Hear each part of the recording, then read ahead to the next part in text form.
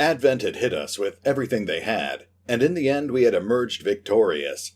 Not only had we survived their attempt to take down the Avenger, but we had even destroyed one of their pursuit crafts, and we had once again humbled their hunter.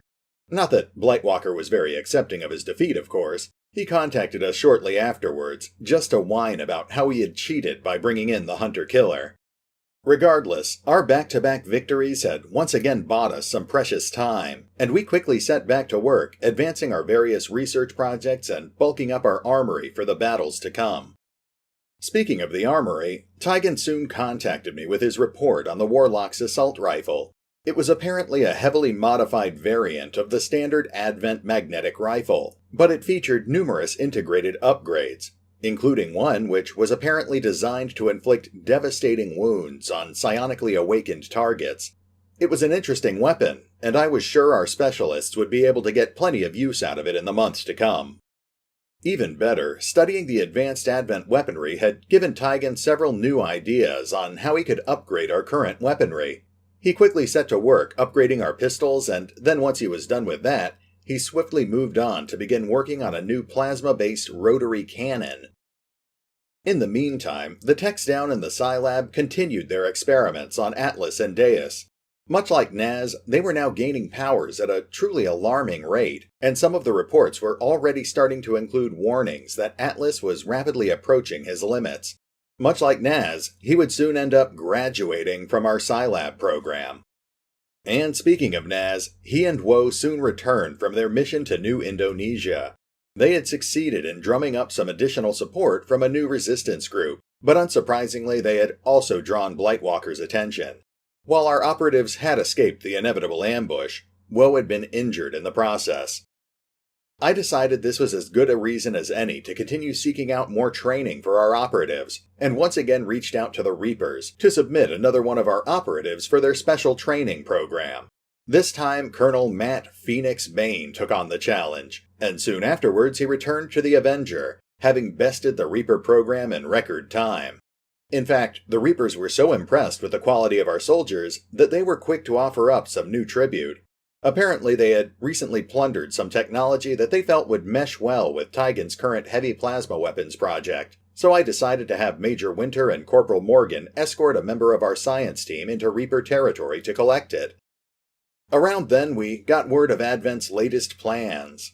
Apparently they were trying to avoid direct confrontations, at least for the time being, and they had instead refocused their efforts on establishing a new research facility in the United States.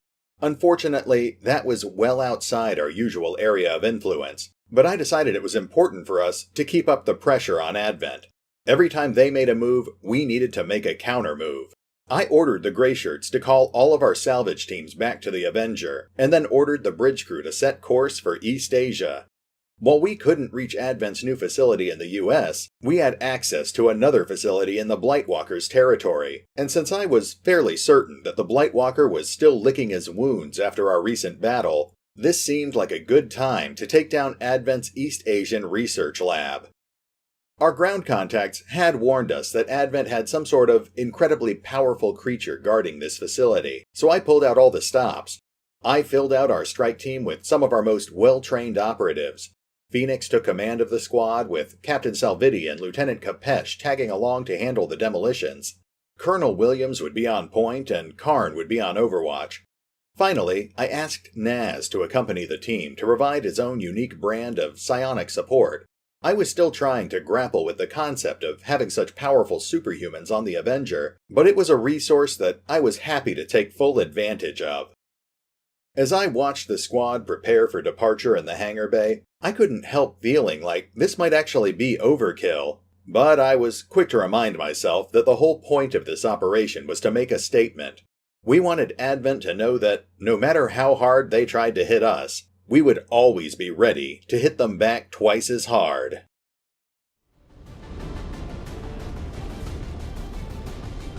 Resistance forces tipped us to the location of an alien facility tied to the Avatar project operating out of this area. We're going in to shut it down, permanently. Approach the target and place the X4 charges at the designated position. Then move to a safe distance for detonation. If we can take out that facility, we might just buy ourselves some time.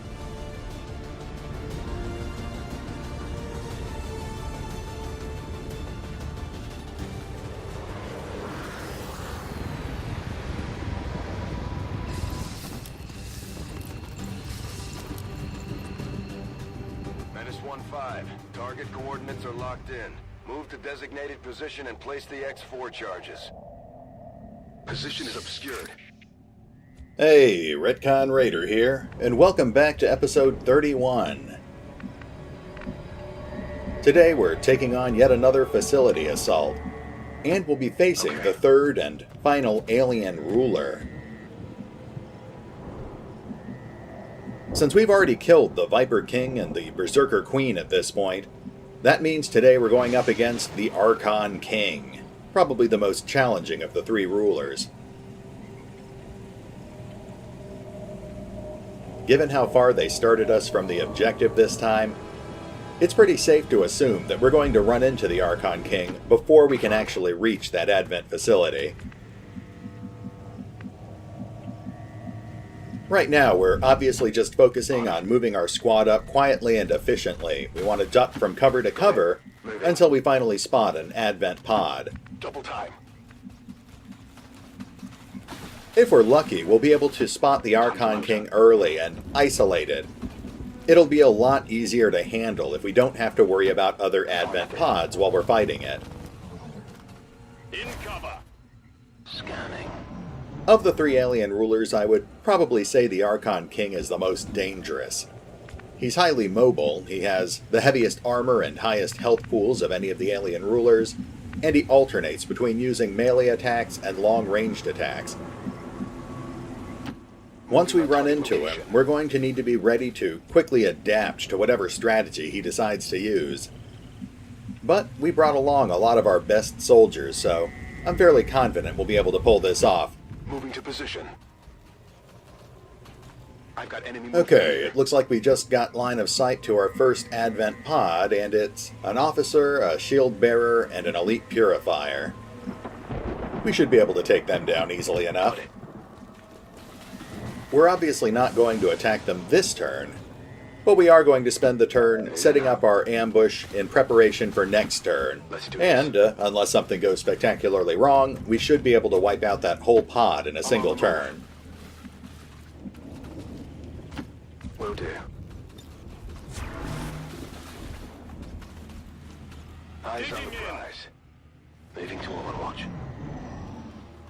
And it looks like they're moving away from us. That's definitely a little annoying because it means we'll have to follow them a bit, which runs the risk of triggering more pods. Honestly, I should probably hold off on attacking them and move up for another turn, but I'm worried that if they keep moving towards the facility, it will get to the point where we can't attack them without triggering multiple pods. So let's have Selvidi hug cover here, and he can start things off with one of his explosives.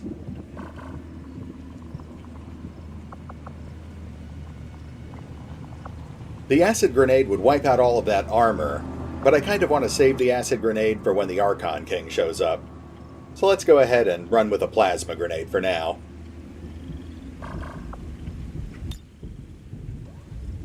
Catch!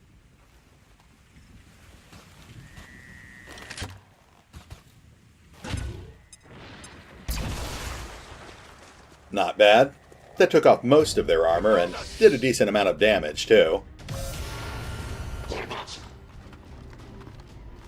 And it looks like it was successful in goading them to come towards the rest of our squad, so now we should be able to take them out before we have to deal with any more pods.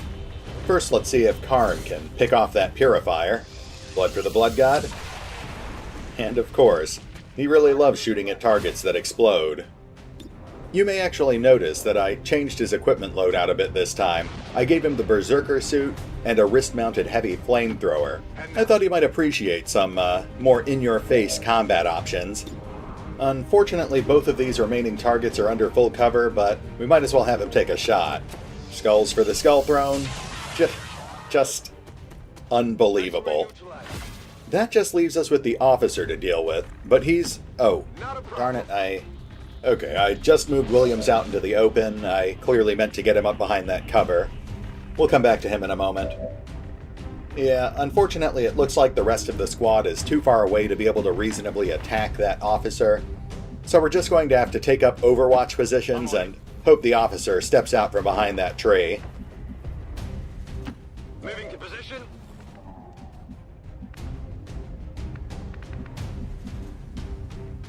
Let's move already. Overwatch. I'm on it. Moving to Overwatch. And now let's go ahead and use run and gun to get Williams under cover. I'd actually like to move him over behind that tree, but I'm worried that the further we move up, the more chance there is we'll set off another pod.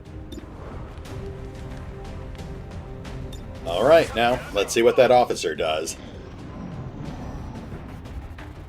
Time to mop him up. Oh good, it looks like he's repositioning. I got a piece. But it only triggered one of our Overwatch shots. Still, thanks to our superior stock, we did still do 4 damage to him. Finally. Let's go ahead and finish off that officer.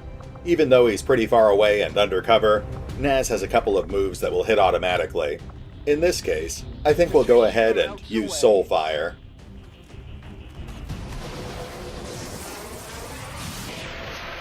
That takes care of that. How many is that now? Now we just need to keep moving everyone up. But we've got to keep our guard up. The Archon King's still out there somewhere, and we'll almost certainly see 1 or 2 turrets once we're close enough to that facility. On your order. Of course, it doesn't help that we blew up a lot of the available cover with that plasma grenade, so I'm on it. that will slow down our approach at least a little.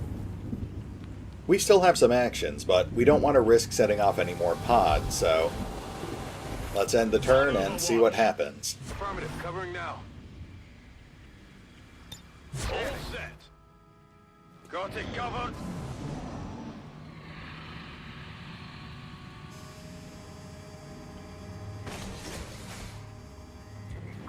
Okay, we definitely heard the sound of the sectopod there, so we'll probably be running into that next. Fortunately, we brought plenty of explosives, so we definitely shouldn't have any trouble taking it down. Now let's, I guess we'll have Phoenix here take point. On the move. And now let's start bringing up the heavies. I can handle that. Moving to position. And here comes the rest of the team. Moving to position. Let's get Williams up front. 10-4. Solid copy. Now we just need to put everyone into Overwatch and push into the next turn. Overwatch. On Overwatch. God.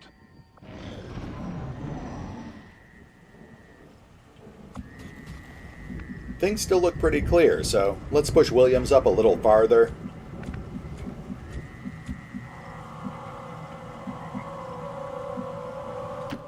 Heading out. This variation of the Archon must surely be the modified subject Dr. Valen had been experimenting on. She didn't have to upgrade their equipment in the process. No wonder these things escaped from the lab. This is the shot we've been waiting for. Take that thing down before it has a chance to run. Oh no, it has a built-in door remote. Menace 1-5, you're near the target position. Okay, we've got the Archon, we've got a turret, and we've got another pod behind them. Let's start off by trying to lock down the Archon. No luck there.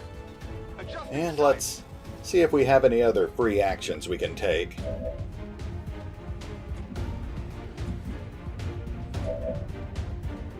Unfortunately, it looks like Karn's Lightning Hands is still on cooldown, but he'd probably be too far away to use it anyway. Whatever I do here, I have to remember that the Archon will get an action after every single action that I take. So let's do this as efficiently as possible. We'll start off by taking out all that armor. Actually, let's use an acid bomb. That'll take out its armor more efficiently, and it will do ongoing damage.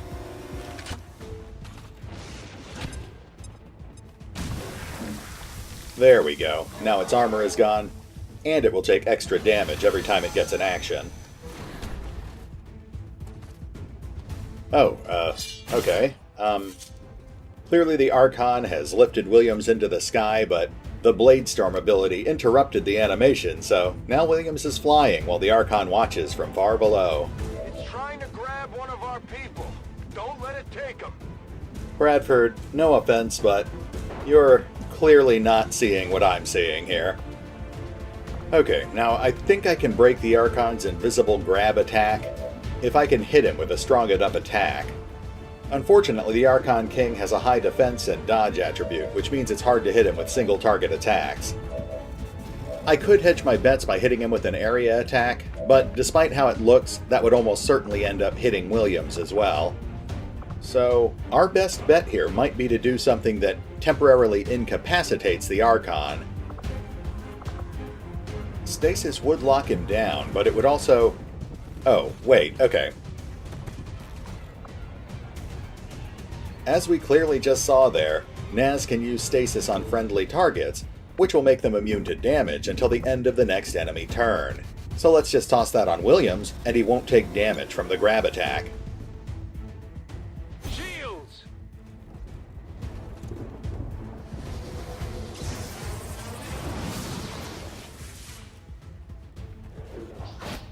There we go. Williams is fine, the Archon King takes a little more acid damage, and...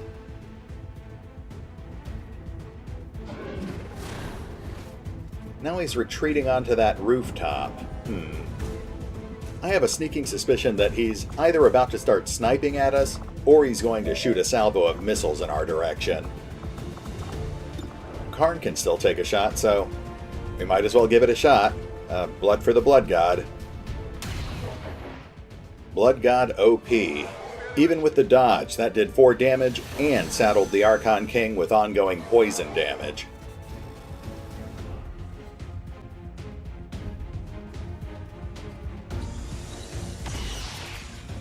And, as I suspected, he's starting to snipe at us. Hopefully he won't keep doing that, because I don't want him taking potshots at us every time I take an action. And unfortunately, he is outside of our weapons range, even with our heavy weapons, so we're going to need to start spending some actions moving up. That will let us get line of sight, but it also means he's going to make a lot more attacks against us before the end of the turn. He's still taking acid damage, though I can't help but notice he's not taking any poison damage. And fortunately, he missed his shot again. Now, Phoenix did just pick up Combat Protocol, which does guaranteed single target damage with a chance to stun. But in this case, I think we're better off trying to hack that Advent turret over there. If we can take this thing over, it'll give us some extra firepower against the Advent King, and it will make a convenient decoy to draw off some of his attacks. And there we go. That gives us a definite advantage. I'll try to control it. Oh, but we may have just triggered this sectopod. And that pod down there at ground level. And a second Advent turret. Okay. It's possible that I may have made a slight miscalculation here. Unfortunately, that means we've now got 3 high-priority targets on the battlefield. We've got the Archon King, we've got the Sectopod, and we've got that Spectre down there. I guess we should start off by trying to neutralize that Spectre. And of course we missed. Once again, my mistake was relying on Advent technology. Looks like he just stood there and took acid damage, but I think we can all live with that. And now that Spectre and Muton pod are reacting. I thought they had already been activated, but maybe they weren't activated until I took that shot at them. Though I guess it's a trade-off. If I activate them on my turn, they get that tactical debuff. Okay, there we go. Now the Archon took his action, and he went after our turret. But, once again, he missed. He's actually missed so much at this point that I have to assume it's because of the poison debuff from Karn's bullet. Well, I could take another shot with the turret, but let's hold off on that for now. I'm sure one of our operatives can find a more economic use for our next action.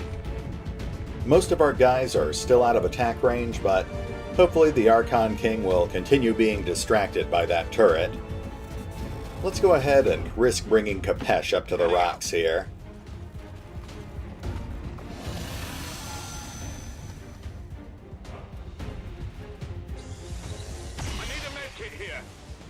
And of course the Archon King immediately turned around and blasted him through the chest. Sorry about that, Vlad. Well, let's go ahead and have Vlad return fire. We'll bust out the Shredstorm cannon, and this should vaporize that entire upper floor of the building. Gather round!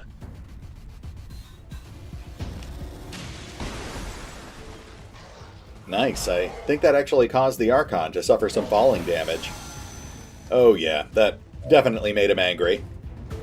At least we forced him off that rooftop, so let's go ahead and keep hitting him with our heaviest weapons. I think it's time for Naz to bust out the Null Lance. My lance pierces all!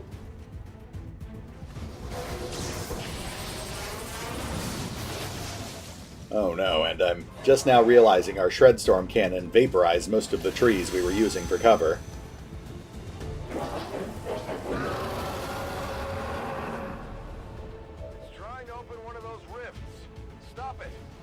Well, we've got the Archon King on the run, so hopefully our lack of cover won't end up being an issue. Let's go ahead and take our second shot with the turret. We can't target the Spectre, so let's go for the Lancer instead. Not much of a hit, and here comes the Sectopod.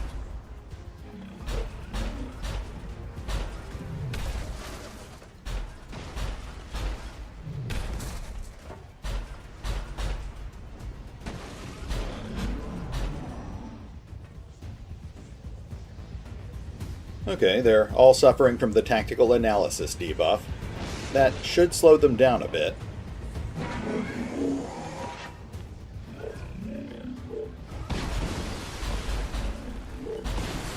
The Sectopod just took out half the facility for us, and ooh, we just nailed Salviti with a 12 damage critical hit.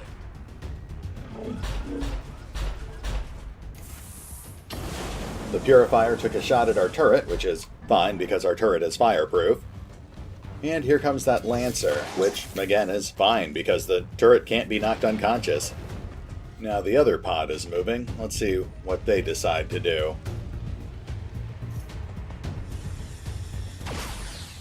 Okay, looks like they're still focused on the turret.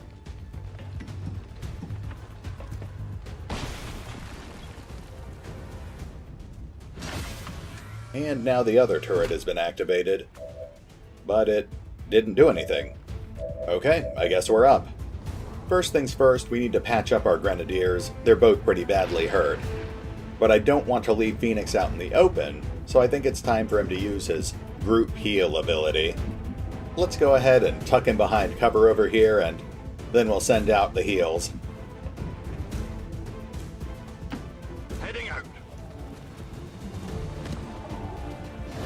Oh, right, and the Archon is leaving. I'm fine with that. Besides, I'm sure we'll be seeing him again soon enough. Need a group heal there.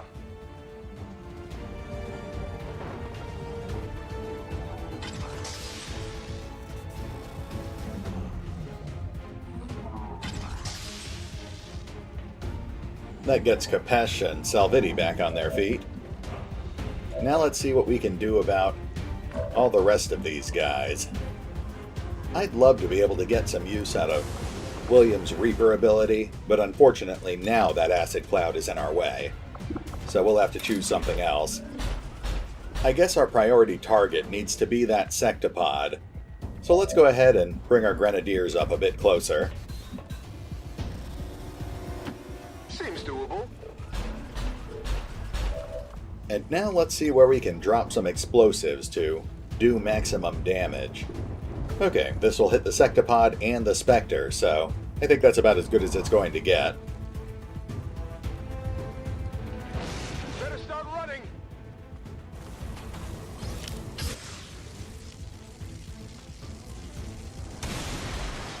That takes out most of the Sectopod's armor, and it takes a big chunk out of the Spectre's health. Let's follow up by bringing Kapesh up as well.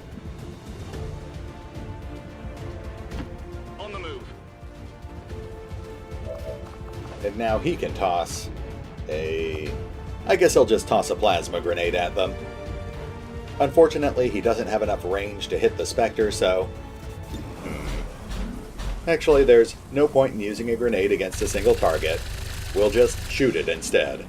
That takes out its last point of armor and does a decent amount of damage. Now we just need to decide who gets the next attack. Let's see what abilities Williams is working with here.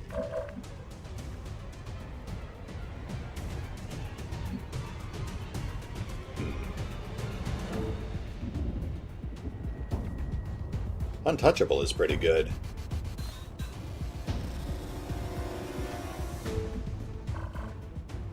Okay, let's see if we can risk moving him up front and maybe he can get a quick kill. Sure thing. Looks like Williams has a flanking shot on that Spectre, but he's not likely to do enough damage to kill it, and his odds of hitting that Purifier are a bit too low for my liking. I guess our best bet is to take out the Sectopod, but first let's go ahead and take advantage of that turret. That way we can set the Sectopod up so it's easier to kill.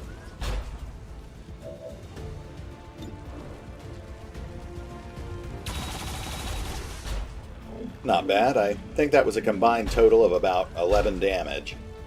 Now let's start bringing some of the other guys up. Tired of waiting around. Now Naz could, Actually, I know exactly what I want to do with him. Let's switch back off to Williams real quick, and he can finish off the Sectopod.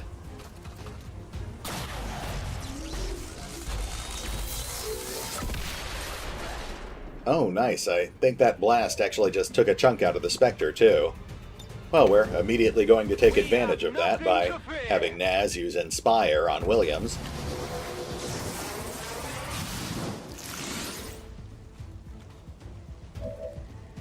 And now Williams can take out the Spectre. Nice, that's 2 high-priority targets off the field in a single turn. Let's see if we can go for number 3. Karn? Oh, Blood for the Blood God. It's always important to remember that quick prayer to the Blood God. Looks like we've got a little lag here. Hopefully it didn't freeze up again. There we go.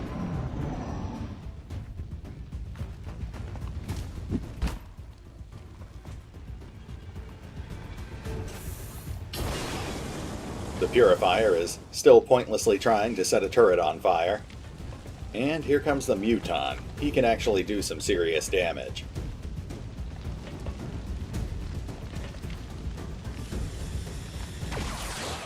Ah, he missed. That's a bit of a shame. At this point, we actually want the turret to be destroyed because we lose control of it at the end of this turn. Unfortunately, now we're going to have to destroy it ourselves, otherwise it'll start firing on us again.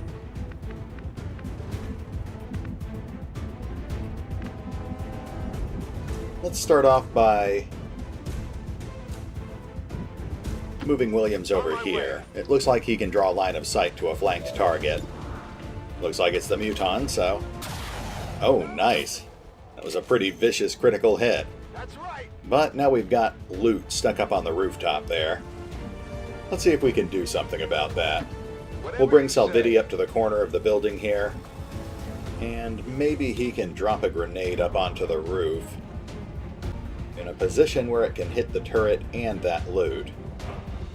But unfortunately, we don't really have a good angle here.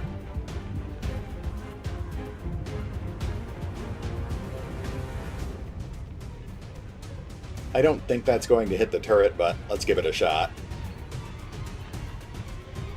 Get ready for a surprise!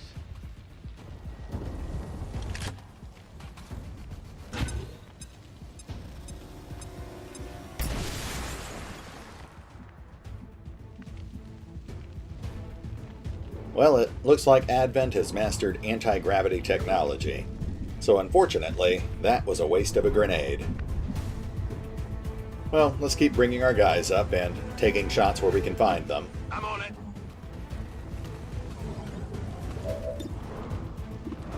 It's time to start whittling away at that Purifier now. But Phoenix missed, and the Purifier's armor blocked most of the damage from our superior stock. Oh hey, but the loot finally fell. I guess it was working on cartoon physics. It just took a minute for the game to remember that gravity exists.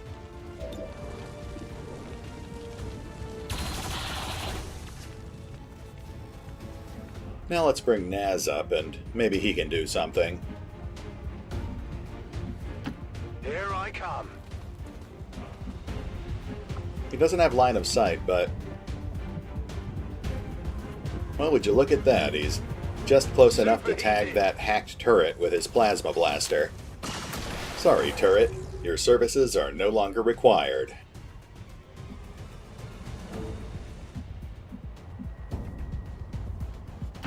On your order. Moving to Overwatch. Oh, Phoenix still has an action. I guess Hair Trigger must have proc. And that did it. X-ray neutralized. At this point, all we've got left is that turret on the far side of the roof, and I'm fairly certain it doesn't actually have line of sight to any of our men. So let's just start pushing all our guys up towards the building. We'll consolidate our squad, we'll grab that loot, and we'll set us up the bomb. Okay, let's see if we can push someone in there in a single turn. I'd like to get things wrapped up here. Unfortunately, Williams can't quite make it far enough. Oh, but Naz can. Alright, Naz, I guess you're on demolition duty. Nice, we can always use more Illyrium cores. I've got the loot.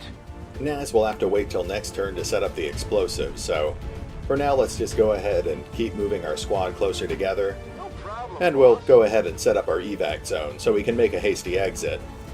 Requesting emergency Though we evac. will probably stick around long enough to take out the reinforcement pod. Heading out. On the move. On the move. Heading out. Scanning. Covering now. Maintaining position.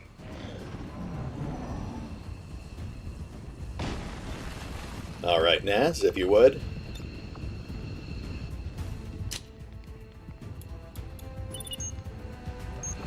Menace 1-5, status confirmed. X4 charges are armed. Move to the extraction point for immediate evac. And let's pull everyone over to the evac zone. Of course, like I said, we're not actually leaving just yet. We're going to stick around just long enough for the reinforcement pod to show up. Then we'll spend one turn shooting them down before we climb back up to the Sky Ranger. On Overwatch. I'm on it. On your order. On your order. Absolutely.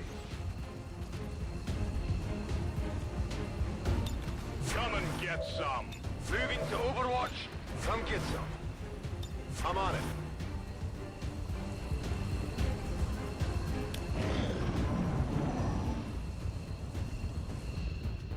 Oh shoot, I guess I should have realized I was in range of that turret. Well, at least Phoenix managed to dodge it, so it's just a flesh wound. More of them coming in. Menace 1-5, be advised, we've picked up hostile reinforcements inbound on your position. Okay, well, we've got the reinforcement pod coming in. Let's go ahead and lock down that turret over there. That way the rest of us can set up for the ambush. Controlling the turret might be nice, but let's go with the guaranteed stun. And that gets the turret out of our way. We'll be long gone by the time it wakes up.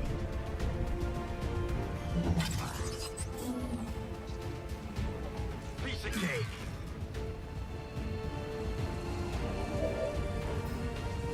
Now let's just get everyone else onto Overwatch and see what happens. Come get some. Scanning. Scanning. Got it covered.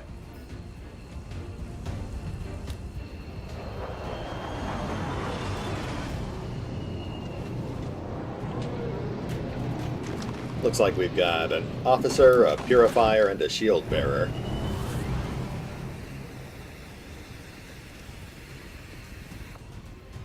Advent troops here.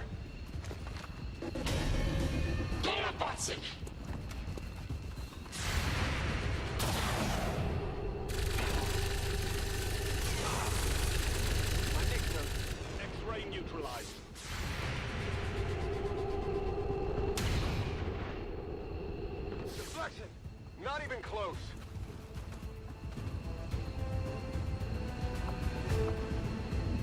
Not bad. We took down the officer, badly wounded the shield bearer, and oh, there's another reinforcement pod coming in. I wasn't expecting that. Be advised, we've picked up hostile reinforcements inbound on your position. Okay, well, we're going to kill the purifier and the shield bearer, but we're not going to stick around for the second pod. Let's start by softening up that purifier. Good effort, Salviti. Get back to the Sky Ranger. Just in time. All right, Vlad, you're up.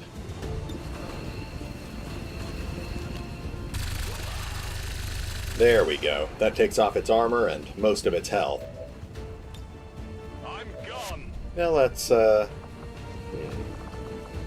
Actually, let's let Karn have a little fun here. Blood for the Blood God. Hostile target down. And skulls for the Skull Throne. Alright everyone, we're done here. I'm on it. Heading home. I'm gone. Ready to boogie. Ready to boogie.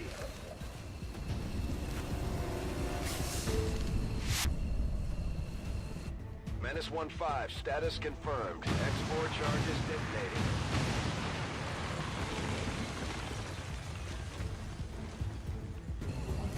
Super Heavy turret is no longer shut down. Well, obviously it just blew up.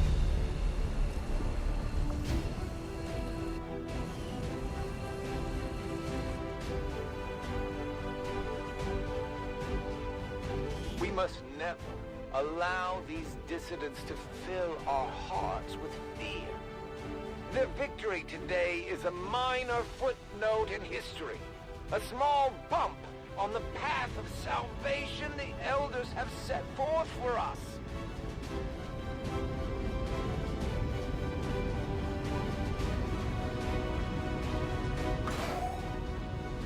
Wow, I don't usually pay attention to the posters, but that one actually looks pretty nice.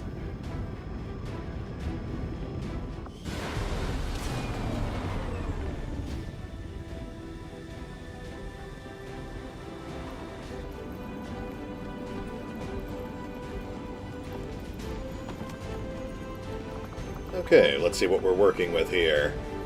Looks like Naz made a new friend. Oh, he's ready to form a bond with Salviti. That's an interesting choice. I'll take care of that a little later.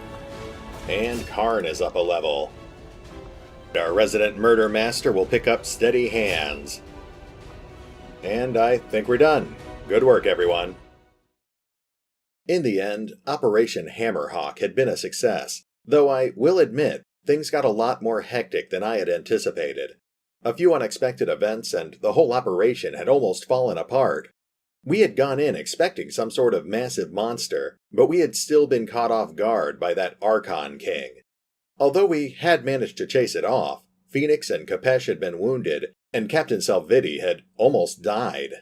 Salviti would recover given enough time, though I was mildly concerned by Naz's sudden interest in the badly wounded Grenadier. But I didn't say anything. I had to learn to trust Naz sooner or later. I guess the most important thing is that we had accomplished what we had set out to do.